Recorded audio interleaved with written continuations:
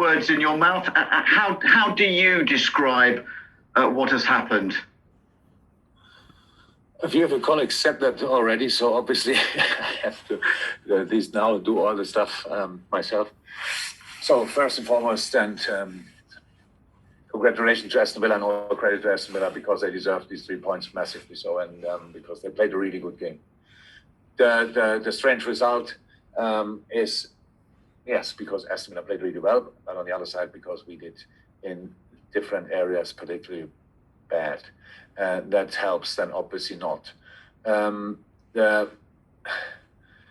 Look, tonight pretty much everybody made massive mistakes around the goals, and the first one was obviously Adrian. But the reaction, that was a big mistake, yes, but the reaction on the goal was even a bigger mistake, how we reacted, because it looked like... So we have to take risk when we play offensively. It's absolutely clear. That's completely normal, and that's football and all this stuff. But you have to protect your risk. That's normal as well. These situations, and we didn't do that tonight. That means we had really nice chances, played really good football, came in the box, blah blah blah, in moments undefendable in the box, which is pretty rare.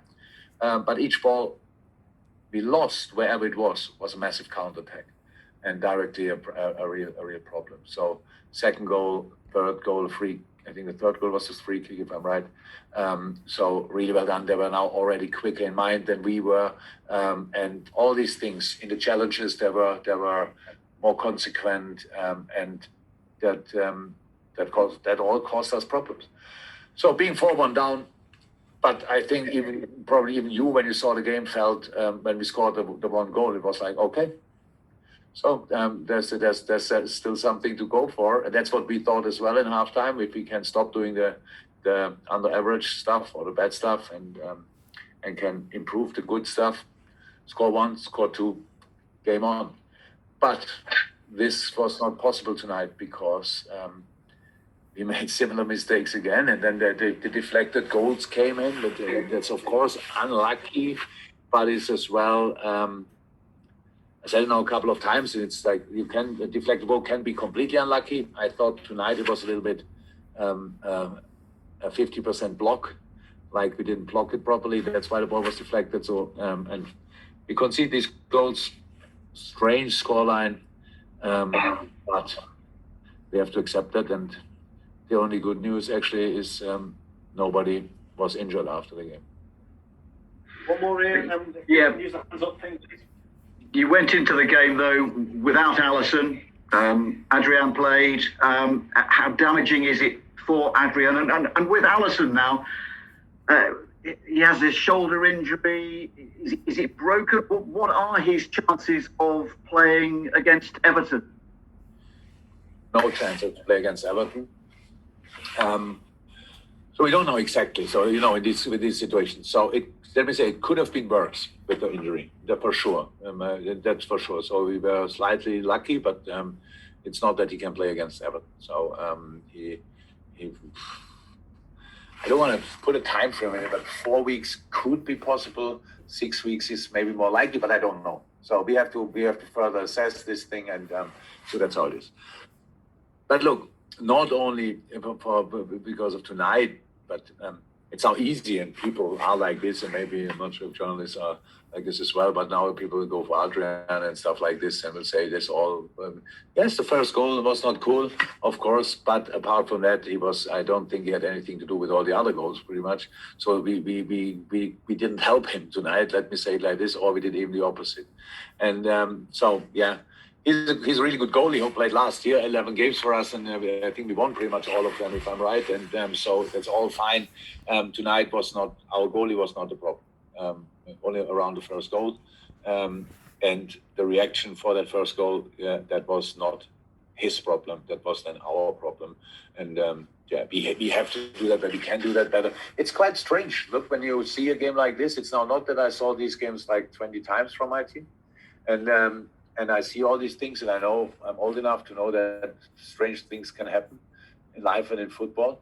But I saw all the things that happened tonight, and I know that if you lose the decisive challenges, you will lose football games, and we did that tonight. If you protect your own offensive stuff not properly, you will get in trouble. and we got in trouble tonight. And all these things happened tonight.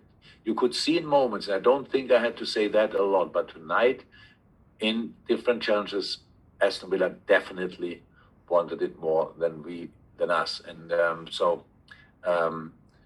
that's something I saw, and I don't like, obviously. But now the boys go to their national teams, and when they come back, hopefully healthy, all of them, then we have 2 days time to prepare the Everton game, and then we have the chance to do better.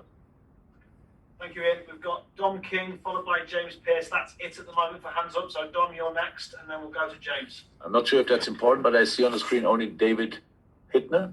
The name, not. Don't worry about it. They can hear you. So it's okay. Dave, go on, Dom. Okay. You seem remarkably calm after what it's been. Obviously, it's your heaviest defeat since you've been at Liverpool. Is it as you said, because you know this is just a one-off, and you know how to correct it, or how come you're so measured about it tonight? Nothing what I could say tonight would help with that result. So why should I be now completely outraged or something like that? Is it only a one-off? I would think so. I would like to think so, but it's not. Even that I cannot prove tonight. So if people want to hear that, I can say that that's a one-off. But the proof for that will be in the next couple of weeks and months and stuff like this, and not because I say it tonight. So a game like tonight should not happen. 100%. Never happened. Since I'm here, I don't really remember, but I'm not good in remembering these things anyway. Don't think I lost that high. It's not a personal defeat, but it's a massive one.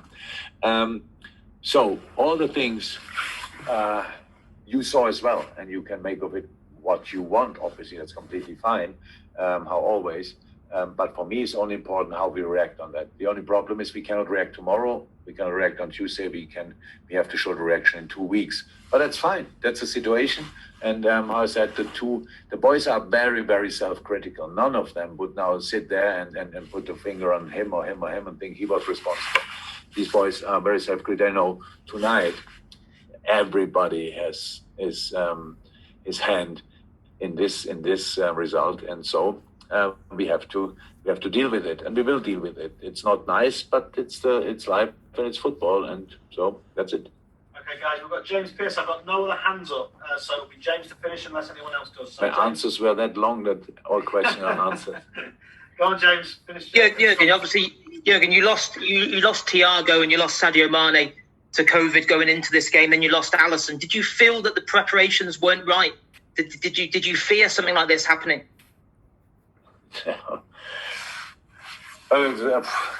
That's really for supporters and journalists making these kind of things. He's not in. I no need for one excuse. Absolutely not. But I would whatever team we could have lined up tonight, I wouldn't expect to lose 7-2, to be honest. So that's 100%. So it was not necessary. It was absolutely not necessary. I said it in the beginning, and it's true. Aston Villa did really, really well, but we helped as well. So, and this game has then his own dynamic. And then when it goes in that direction, we know that, and one team is flying and the other team is obviously not flying, or the opposite of that. And so that's how things can happen. But it should not happen. The problem now we can say that 4-1 down in half time, usually a team would say, okay, wait.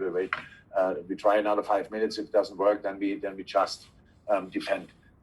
That's not us, and everybody in the stadium, but everybody who saw the game had the feeling we score once, we scored a 4-2, then probably game on or not. Not if we play like tonight, but if we can then improve in the game, then game would have been game on.